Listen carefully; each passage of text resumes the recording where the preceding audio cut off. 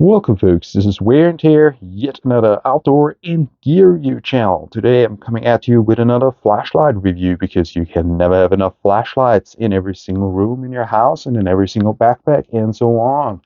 There are all kinds of different types of flashlights. Today I'm reviewing a nice one, the Wurkkos TS25. Now you might wonder, why do I start off a review with a mess like that? The light is completely disassembled. Well, every review I prepare with testing of a flashlight. Here I did the waterproof testing and it failed. That is a little bit of a disappointment. So I was looking for the reason. Even battery compartment is still wet. I need to dry it all out. I need to clean it all out. And yeah, I use alcohol pads to clean the lens. Okay, this is how the flashlight is assembled. This is the head with the LEDs. Okay, there you have the TRR lens. That's this beautiful piece, and it goes on top of that. And then to protect the TRR lens, because it's made of plastic, you have a glass lens. That's this piece. And then you have this head piece, basically, which is made of aluminum here. So yeah, we had water ingress in this area, so the water came through here. Actually, you can also see quite a little bit of dirt in there. And there's a groove, actually. There totally is a groove, a very deep, very nice groove, but there was no O-ring there. And you have nice O-rings on every other entry point. Here you have good O-rings, excellent threads, by the way, excellent, really nicely done. Everything is clean. Everything should be water resistant. Even the USB charging port is done very nicely. There was no water coming through the USB charging port. So it was through the head, directly through the headpiece. So where the bezel basically. And yeah, there's an O-ring missing. And why is there an O-ring missing? That's a good question. Either it was forgotten at the assembly process, or it was not in the assembly instructions for the assembly worker. So there will be kind of some mistake there, or it was never designed that way. I don't know, but it's definitely an oversight. So we gotta have a whole lot of O-rings that might work, but I also need a very flat O-ring basically, so that this bezel thing is flush and doesn't make the flashlight longer. So let's see, I hope these O-rings work. These are very nice quality O-rings. So let's insert this one here. Doesn't look bad. Funny thing, I'm a plumber by trade originally. Heating and plumbing engineer. Give me those sweet, sweet O-rings. So this O-ring is a little bit too big. Yeah, gotta, maybe. Might work. It doesn't look so bad, but before we'll grease it all up with silicone, let's see whether everything kind of fits. I need to clean afterwards anyways. This is just really looking whether the O-ring fits somehow. So I go like this. It feels very nice. It feels good. Looking good. It looks, yeah, nothing's coming out anywhere. See here. Yeah, that looks, the O-ring is right in there. And now the head should be watertight. But anyways, I need to dry out the flashlight. I need to clean it all up. And then I need to use some silicone grease, and then I'll check back with you guys and we continue our review, and I hope the flashlight didn't get damaged. Yeah, so I've tried to clean the flashlight and dry it out. It seems it has a little bit of water damage. It reacts pretty iffy now. Yeah, it's a little bit more sophisticated than other flashlights. Of course, you have those secondary LEDs in there, the color LEDs, and there's a lot more electronics in there. And if you have a little bit of water somewhere, you have a short, then it will react in weird ways. And that's the point that I'm at right now. So I cannot really demonstrate the user interface here. It wouldn't make any sense anyways, because I can't just explain it to you with the excellent Wurkkos, the TS10. Now the TS10 is very similar in the basic user interface. You turn it on, turn it off. You have an electronic rear switch, and then you ramp up, ramp down, and that's pretty much it. On, off. Of course, here you have a lot more sophisticated options. If you go deeper into the Android user interface, because you can then program basically the temperature, reactions of the flashlights, the parameters. You can squeeze a little bit more lumens out of it by making it a bit unsafer, I guess. Manipulating the temperature control that it has, active temperature control. And so there is a whole lot of possibilities to program this light through the electronic side switch. And for that, you need a flow chart that is available online and also in a printout in the very nice box, by the way. Just a few words to the brightness. The maximum brightness of this flashlight is like 4,000 lumens.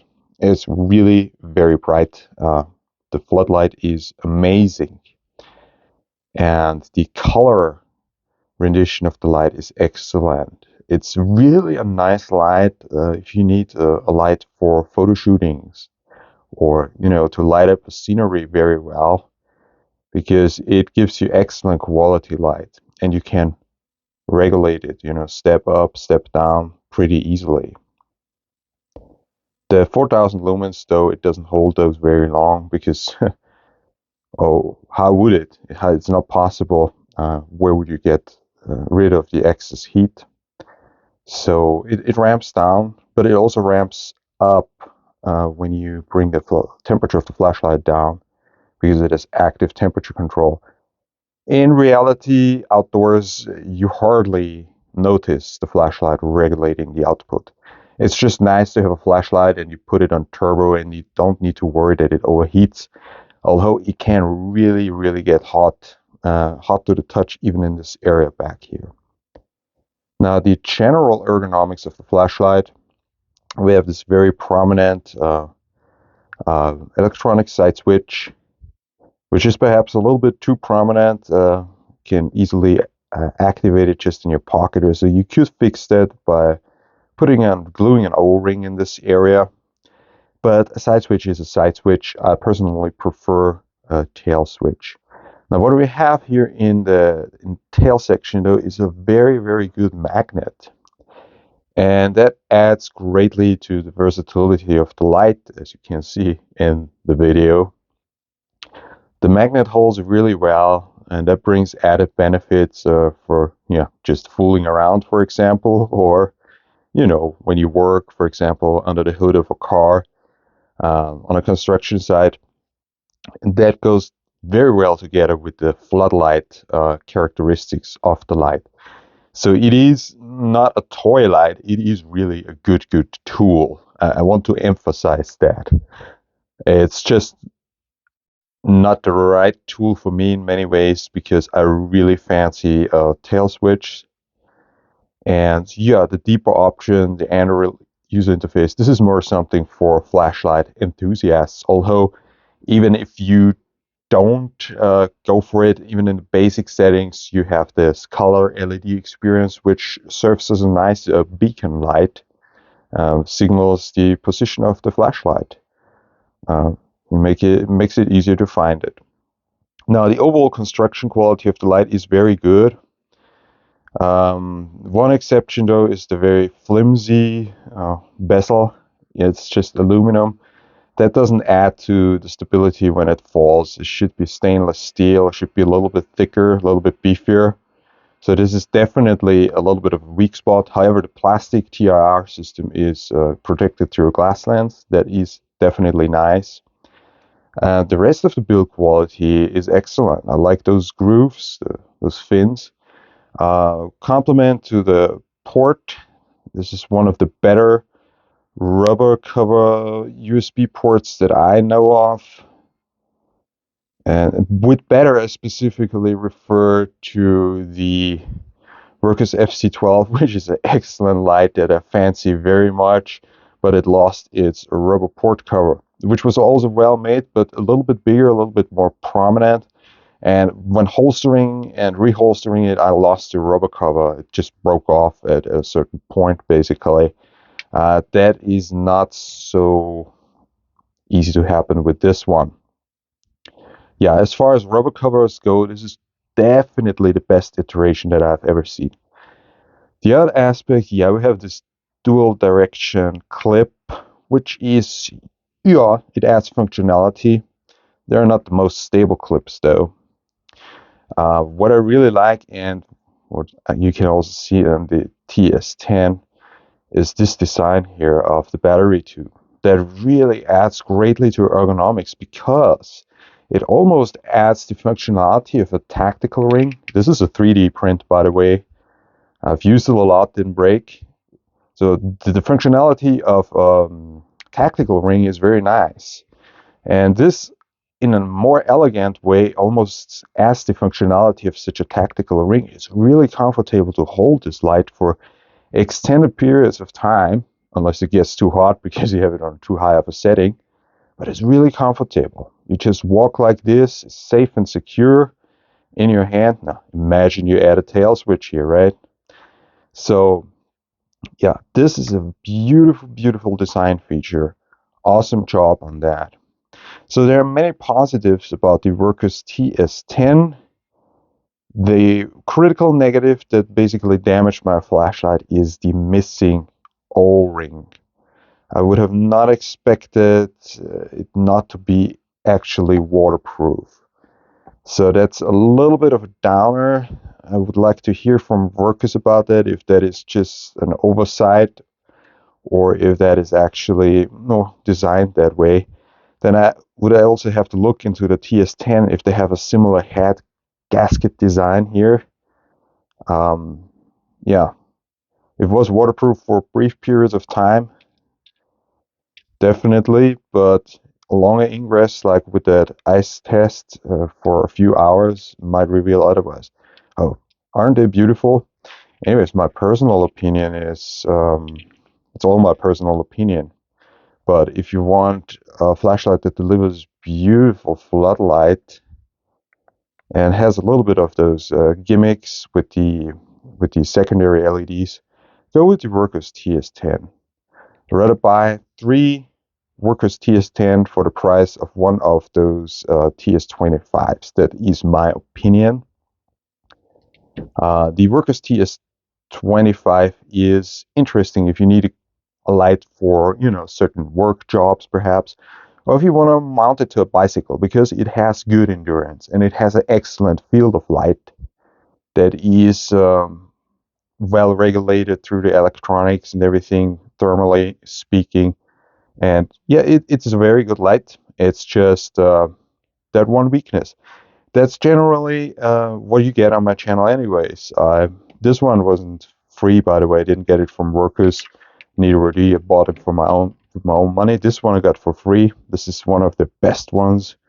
The WK30. It has UV and red light and a beautiful white light. I also got this one for free. So they have sponsored me with a few lights, but I'm always brutally honest about what I think and the experiences I make with these lights, because I put them through the manger. I always use them, and sometimes you just discover weaknesses.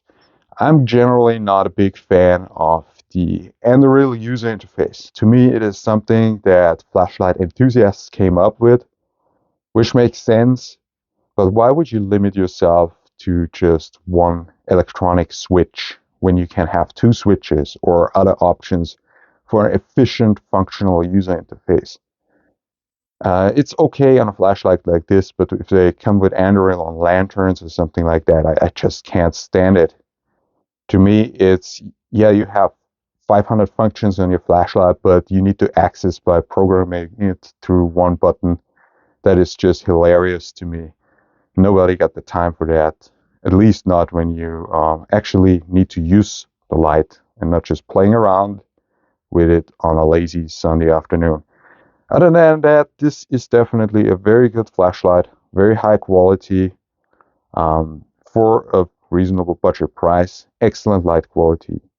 So Wurkkos is definitely one of those budget flashlight manufacturers that you should always check out if you're in the market for a new light. This was Wear and Tear, over and out.